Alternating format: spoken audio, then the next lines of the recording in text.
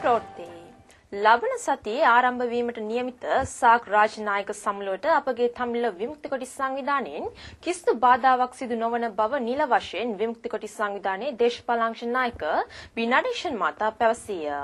එතුමා මේ බව සන්ඩේ ලීඩර් ඉංග්‍රීසි පුවත්පතකට දුන් සම්මුඛ සාකච්ඡාවේදී පවසා ඇත. ශ්‍රී ලංකාවේ පැවැත්වීමට නියමිත සාක් රාජ්‍ය නායක සමුළුව සම්බන්ධව සන්ඩේ ලීඩර් පුවත්පතට ලබා දුන් සම්මුඛ සාකච්ඡාවේදී විමුක්ති කොටි සංවිධානයේ දේශපාලන අංශ නායක බී නඩේෂන් මහතා වැඩිදුරටත් අදහස් පළ කරමින් මෙසේ කීය.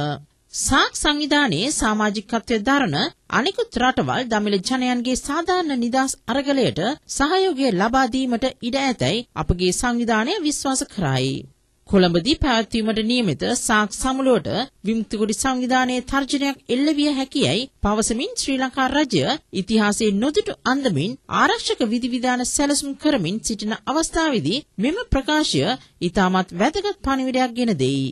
ඒ අතරම විමුක්ති කොටි සංවිධානය කොතරම් දුරට බෙලහීනයට පත් වී ඇද්ද යන්න සන්ඩේ ලීඩර් පුවත්පත ඇසූ තවත් ප්‍රශ්නයකට පිළිතුරු දුන් බී නඩේෂන් මහතා කියා සිටියේ ශ්‍රී ලංකා රජයන් පසුගිය 30 වසරක කාලයක සිටම සිදු කළේ මෙවැනි අමූලික ප්‍රචාර කිරීමය.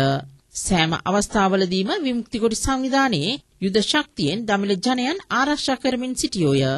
සඳන් පෙරමුණේ පවතින තත්ත්වයන්ට අනුව අප නොයෙකුත් යුද උපක්‍රම යොදා ගනිමින් සිටිනෙමු.